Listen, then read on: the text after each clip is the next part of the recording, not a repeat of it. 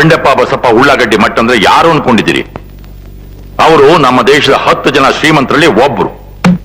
ಅವರು ಕಟ್ಟೋ ಟ್ಯಾಕ್ಸ್ ಹಣದಲ್ಲಿ ಉತ್ತರ ಕರ್ನಾಟಕದ 1 ತಿಂಗಳ ಬಜೆಟ್ ಹಾಕ್ಬೋದು ಗೊತ್ತಾ? ಅವ್ರ ಸಹಾಯ ಇಲ್ಲದೆ ಕರ್ನಾಟಕದಲ್ಲಿ ಯಾವ ಸರ್ಕಾರನೂ 5 ವರ್ಷ ಅಧಿಕಾರ ನಡೆಸಕ್ ಆಗಲ್ಲ.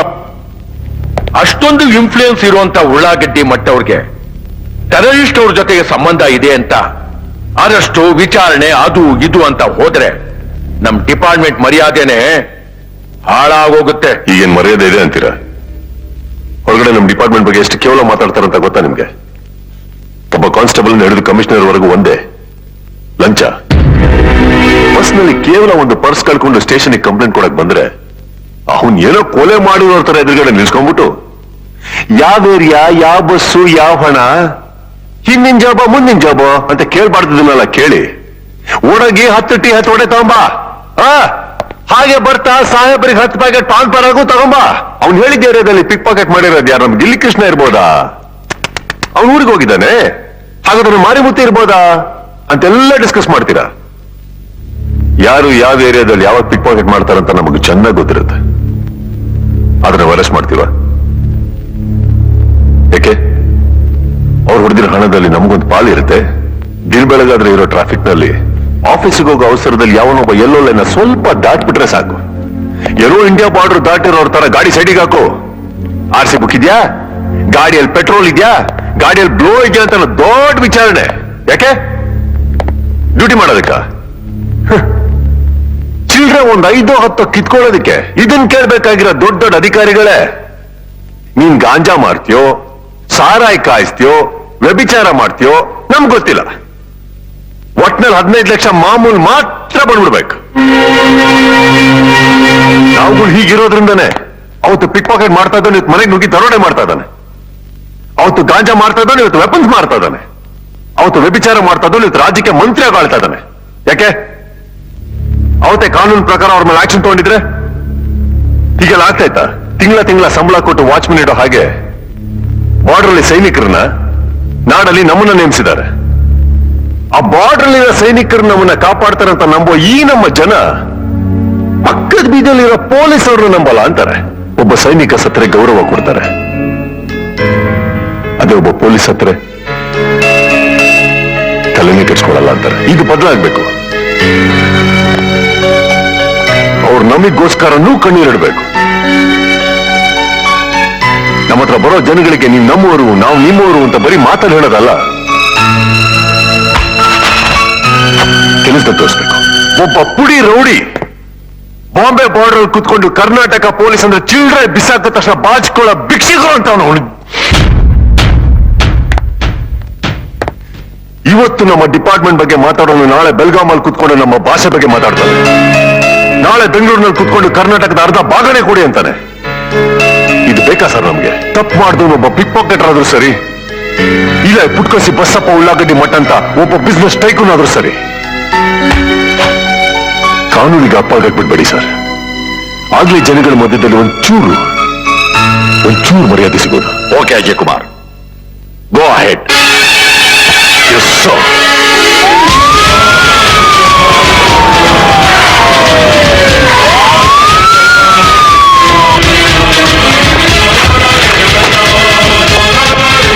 ಯಾಕೊಳಕ್ ಹೋಗಿಲ್ಲ?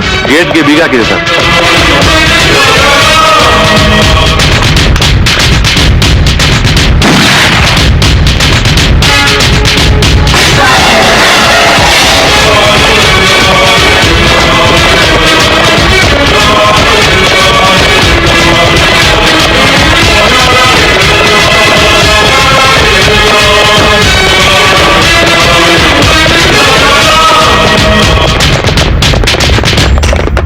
ಅಂದ್ರೆ ಬರ್ರಿ ಸೊಸೀನ್ ಕೇಳಾಕತ್ತಿದ್ದೆ. ಏನವ್ವ ನಿಮ್ಮ ಅಣ್ಣ ನಿನ್ ಮದುವೆ ಮಾಡ್ಕೊಟ್ಮೇಲೆ ನಮ್ಮ ಮನೆ ಕಡೆ ಬರ್ಲೇ ಇಲ್ಲ ಅಂತ. ನೀವಾ ಬಂದಿರಿ, ಬರ್ರಿ ಕುಂದ್ರಿ, ಊಟ ಮಾಡಿ. ಇಲ್ಲ ಡ್ಯೂಟಿ ಮೇಲೆ ಇದ್ದೀನಿ. ಪೊಲೀಸ್ ಕೆಲ್ಸನೇ ಅಷ್ಟ್ರಿ. ಇಲ್ಲಿ ನೋಡ್ರಿ, ಊಟ ಸಮಯಕ್ಕೆ ನಮ್ಮ ಮನೆಗೆ ಯಾರೇ ಬಂದ್ರ ಅವ್ರನ್ನ ಬಿಟ್ಟು ಊಟ ಮಾಡೋ ಅಭ್ಯಾಸನೇ ನಮ್ಗೆ ಇಲ್ಲಿ ನೋಡ್ರಿ. ನನಗೆ ನಮ್ಮೂರ್ನ ಬಿಟ್ಟು ಊಟ ಮಾಡೋ ಅಭ್ಯಾಸ ಇಲ್ವೇ? ಇಡೀ ಡಿಪಾರ್ಟ್ಮೆಂಟ್ಗೆ ಊಟ ಹಾಕೋ ಶಕ್ತಿ ಇರೋ ನಮಗ ಈ 4 ಜನಕ್ಕೆ ಊಟ ಹಾಕಕ್ಕಾಗಲ್ಲೇನೆ? ಬರ್ರಿ ಊಟ ಮಾಡಿ. ಅವ್ರಿಗೂ ಬಡಿಸಿ. ಸರಿ, ಇಷ್ಟು ಹೇಳಿದ್ನ ಇನ್ನೇನು, ಊಟ ಮಾಡ್ಕೊಳ್ಳಿ.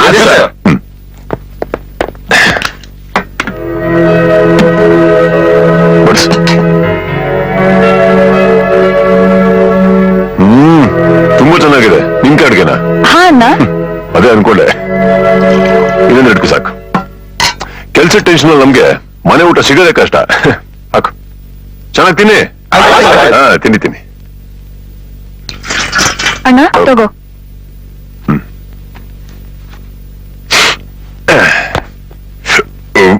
ಹಾಗಿದ್ದು ತೆಂಗಿನಕಾಯಿ ಅಡಿಗೆ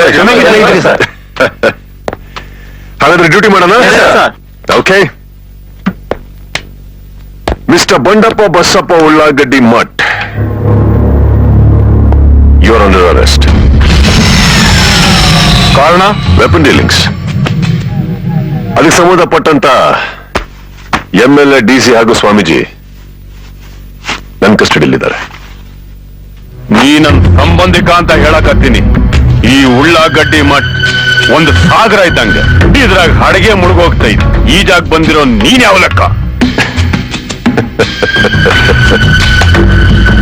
ಈ ಅಜಯ್ ಕುಮಾರ್ ಸರ್ನಾಯಕ್ ಬರೀ ಈಜೋನಲ್ವೋ, ಪಾತಾಳಕ್ಕೆ ಹೋಗಿ ಕಪ್ಪೆ ಚಿಪ್ಪಿಂದ ಮುತ್ತನ್ನು ತಗೊಂಡು ಹೊರಗಡೆ ಬರೋಣ. ಸಮಯ ಬಂದ್ರೆ ಅದೇ ನೀರನ್ನು ಕುಡಿದು ಸಾಗರನೇ ಖಾಲಿ ಮಾಡೋ ಭೂಪ ಕಣೋ. ನಿನ್ ನಿರ್ಧಾರ ಬದಲಾಯಿಸ್ಕೊಂಡ್ರೆ ನಿನಗೆ ಒಳ್ಳೇದು. ಬೇಕಾದ್ರೆ ಬಂದಾರಿಗೆ ಸುಂಕ ಎಷ್ಟು ಅಂತ ಕೇಳು, ಕೊಟ್ಬಿಡ್ತೀವಿ. ಸುಂಕ ತಗೊಂಡು ಸುಖವಾಗಿರ್ಬೇಕು ಅನ್ನೋ ಆಸೆ ನನಗಿದ್ದಿದ್ರೆ ಕಷ್ಟ ಸುಖದಲ್ಲಿ ಭಾಗಿಯಾಗೋ ಈ ಪೊಲೀಸ್ ಕೆಲ್ಸಕ್ಕೆ ಸೇರ್ತಾ ಇರಲಿಲ್ಲ. ನನ್ನ ಮುಟ್ಟಿದ್ರೆ ಜನ ನಿನ್ ಸುಮ್ನೆ ಬಿಡಕ್ಕಿಲ್ಲ. 3 ಗಾಂಧಿಗಳು ಸತ್ತಾಗ್ಲೂ 3 ದಿನ ಯೋಚನೆ ಮಾಡಿದ ಜನ 4ನೇ ದಿನನೇ ಹೊಸ ನಾಯಕನ ಆಯ್ಕೆ ಮಾಡ್ಕೊಂಡ್ಬಿಟ್ರು. ಅಂಥದ್ರಲ್ಲಿ 3 ಬಿಟ್ಟಿರೋ ನಿನ್ನನ್ನು ಅರೆಸ್ಟ್ ಮಾಡಿದ್ರೆ ಈ ಜನ ಏನೋ ಹೋರಾಟ ಮಾಡ್ತಾರೆ. ಅದನ್ನ ಈಗ ತಾನೇ ಹುಟ್ಟಿರೋ ಮಗುನ ಹೋಗಿ ಕೇಳು, ನನ್ನ ಬಗ್ಗೆ ಕತಿನೇ ಹೇಳ್ತೈತಿ. ಅದೇ ಮಗು ಹತ್ರ ಹೋಗಿ ಅಜಯ್ ಕುಮಾರ್ ಸರ್ನಾಯಕ್ ಬಗ್ಗೆ ಹೇಳು, ಕತೆ ಹೇಳೋ ಬಾಯಿಗೆ ಬೀಗ ಜಡಿಯತ್ತೆ. ನನ್ನನ್ನು ಅರೆಸ್ಟ್ ಮಾಡಿದ್ರೆ ಏನಾಗ್ತದಂತ ಯೋಚನೆ ಮಾಡಿದ್ಯಾನ? ಅರೆಸ್ಟ್ ಮಾಡದೆ ಬಿಟ್ರೆ ಈ ದೇಶದ ಮಾನ ಏನಾಗ್ಬೋದು ಅಂತ ಯೋಚನೆ ಮಾಡಿನೇ ಇಲ್ಲಿಗೆ ಬಂದಿದ್ದೀನಿ. ಈಶ್ವರ್ ಸರ್, ಬಂದ್ರೆ ಕರ್ಕೊಂಬ, ಬರ್ದಿದ್ರು ಕರ್ಕೊಂಬ.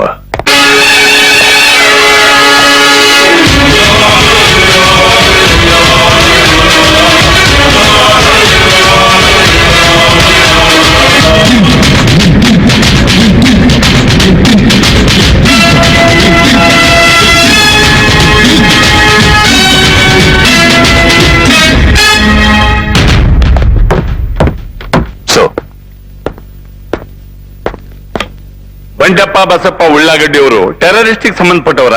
ಇನ್ನೇನ್ ಗಾಂಧಿ ವಂಶಕ್ಕೆ ಸಂಬಂಧಪಟ್ಟವರ? ಒಂದು ಪ್ರಶ್ನೆಗೆ ಇನ್ನೊಂದು ಪ್ರಶ್ನೆ ಉತ್ತರ ಅಲ್ಲ.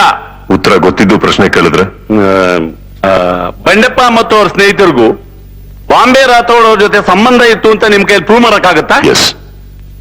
ಹಾಗಿದ್ಮೇಲೆ ಅದಕ್ಕೆ ಯಾವ ಸಾಕ್ಷಿ ಸೆಟಪ್ ಮಾಡಿದಿರ ಅಂತ ನಾನು ತಿಳ್ಕೊಬಹುದಾ? ಸೆಟಪ್ ಮಾಡೋದು ನಿಮ್ ಕೆಲಸ, ನಮ್ ಕೆಲಸ ಅಲ್ಲ. ಮಾತ್ ನಾ ಸ್ವಲ್ಪ ಹಿಡಿತದಲ್ಲಿ ಇಟ್ಕೊಂಡು ಮಾತಾಡಿ. ಕೇಳೋ ಪ್ರಶ್ನೆ ಕೇಳಿ, ಮಾತು ಹಿಡಿತದಲ್ಲೇ ಇರುತ್ತೆ. ಮಿಸ್ಟರ್ ಕೃಷ್ಣಮೂರ್ತಿ, ಕೇಸಿಗೆ ಸಂಬಂಧಪಟ್ಟ ಪ್ರಶ್ನೆಗಳನ್ನ ಮಾತ್ರ ಕೇಳಬೇಕು. Sorry sir. ಸರ್, ಈ ಕೇಸಿಗೆ ಸಂಬಂಧಪಟ್ಟಿರೋ ಸಾಕ್ಷಿಗಳನ್ನ ವಿಚಾರಣೆ ಮಾಡೋದಕ್ಕೆ ತಮ್ಮ ಅನುಮತಿ ಕೋರ್ತೀನಿ. ಪ್ರೊಸೀಡ್. ಸರ್, ಸಾಕ್ಷಿನ ಕರ್ಕೊಂಡ್ ಬರ್ತಾ ಇದಾರೆ. ಇನ್ನೊಂದು ಸ್ವಲ್ಪ ಕಾಲಾವಕಾಶ ಕೊಡಿ ಅಂತ ಕೇಳ್ಕೊತಾ ಇದ್ದೀನಿ. ಎಸ್.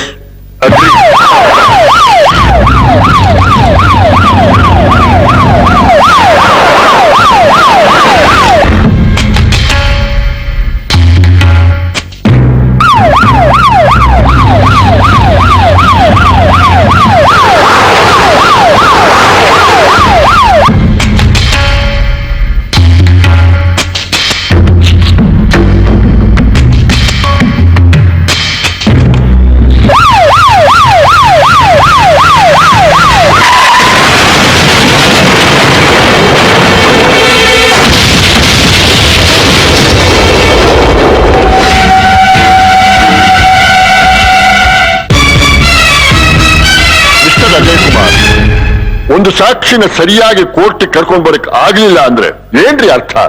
ಕ್ಷೇಮ ನೀವಪ್ಪ.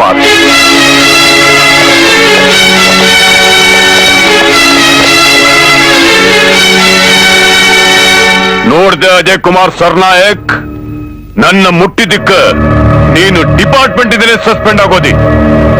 ಹೌದು, ನನಗೂ ಭಯೋತ್ಪಾದಕರಿಗೂ ಸಂಬಂಧ ಐತಿ. ಹಾಗಂತ ನಾನ್ ಹೇಳಿದ್ರು ನೀನ್ ನಿಲ್ಲಿಸೋಕ್ ಸಾಧ್ಯನೇ ಇಲ್ಲ. ನೋಡ್ದೇನೆ, ಕೋರ್ಟಿಗೆ ಬರ್ತಿ ಸಾಕ್ಷಿನ ಹೆಂಗ್ ತಡ್ದೆ ಅಂತ ಹಂಗೂ ನೀನ್ ಸಾಕ್ಷಿನ ಕೋರ್ಟಿಗೆ ಕರ್ಕೊಂಡ್ ಬಂದಿದ್ರು ಕಾನೂನ್ನೇ ಬೆಲೆ ಕಟ್ಟಿ ಕೊಂಡ್ಕೋತಾ ಇದ್ದೆ. ನೋಡು, ಪ್ರಪಂಚದಾಗ ಪ್ರತಿಯೊಂದಕ್ಕೂ ಒಂದ್ ಬೆಲೆ ಐತಿ. ಹಂಗ ನೀನು ನನಗ್ ಬೇಕಾದವನಾಗಿದ್ದಿದ್ರ ನಿನಗೂ ಒಂದ್ ಬೆಲೆ ಕಟ್ಟಿದ್ದೆ. ಏ ಅಜಯ್, ಒಳಗ ನನಗೇನಾದ್ರೂ ಶಿಕ್ಷೆ ಆಗಿದ್ದಿದ್ರ ನನ್ನ ಜನ ಹೊರಗ ಇಡೀ ಕರ್ನಾಟಕಕ್ಕೆ ಬೆಂಕಿ ಹತ್ತಿದ್ರು ಗೊತ್ತೇನ?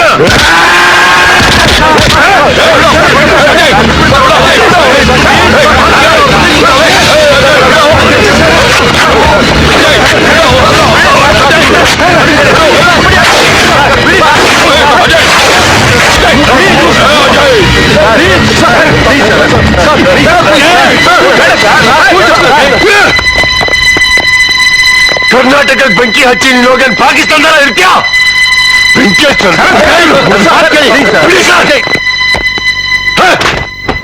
ಇದ ನಿಮ್ಮ ಅಪ್ಪನ ಮನೆ ಆಸ್ತಿ ಅನ್ಕೊಂಡ್ಯ? ಪ್ರತಿಯೊಬ್ಬ ಕನ್ನಡಿಗನ ಆಸ್ತಿ ಕೊಡೋ ಆಸ್ತಿ. ಇದ್ರ ಬಗ್ಗೆ ಮಾತಾಡೋದಕ್ಕೂ ಯೋಗ್ಯತೆ ಬೇಕು ಮಗನೇ. ನಾನು ಸಸ್ಪೆಂಡ್ ಆಗಿರೋದು ಬರೀ ಡ್ಯೂಟಿಯಿಂದ ವಾಪಸ್ ಬರ್ತೀನಿ. ಆಗ ಇದೇ ಜನಗಳ ಎದುರುಗಡೆ ನಿನ್ನ ಬಣ್ಣನ ಬಯಲ್ ಮಾಡಿ ನನ್ನ ಮಗನೇ ಈ ಸೊಸೈಟಿಯಿಂದಾನೆ ನಿನ್ನ ಸಸ್ಪೆಂಡ್ ಮಾಡಿಲ್ಲ. ಹುಬ್ಬಳ್ಳಿ ಮಂಡಲ್ ಹುಟ್ಟಿರೋ ಗಂಡಿ ಅಲ್ಲ.